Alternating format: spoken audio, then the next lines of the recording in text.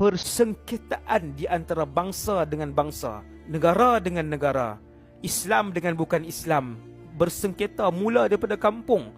Jiran bergaduh dengan jiran, adik-beradik bergaduh dengan adik-beradik, ahli keluarga bergaduh dengan ahli keluarga, dia melarat ke jiran, di tempat kerja bergaduh sama-sama staf, di kampung bergaduh dengan kampung sebelah, kejiranan sebelah, taman sebelah, daerah bergaduh dengan daerah sana, suku ni bergaduh dengan suku tu, keluarga ni bergaduh dengan kabilah tu, akhirnya negara bergaduh dengan negara. Persengketaan besar dunia ni namanya Al-Ahlas.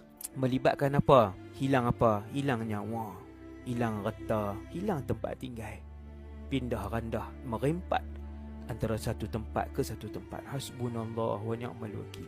Berlaku tak ni mukadimah keadaan ni? Berlaku tak keluarga bersengketa dengan ahli keluarga sendiri? Berlaku. Ayah bunuh anak, anak bunuh mak, mak ayah bunuh anak, anak bunuh mak ayah, bergaduh dengan jiran, rakan kerja dengan rakan kerja, bersengketa di antara satu parti dengan satu parti, satu kumpulan dengan satu kumpulan. Dah berlaku. Cuma belum sampai kepada kemuncak. Mukaddimah, hin-hin dia sudah pun dapat kita lihat hari ni, zaman ni 2025 ni. Hasbunallah wa ni'mal wakil. Wa ufawwidu amri ila Allah, innallaha basirun bil ibad.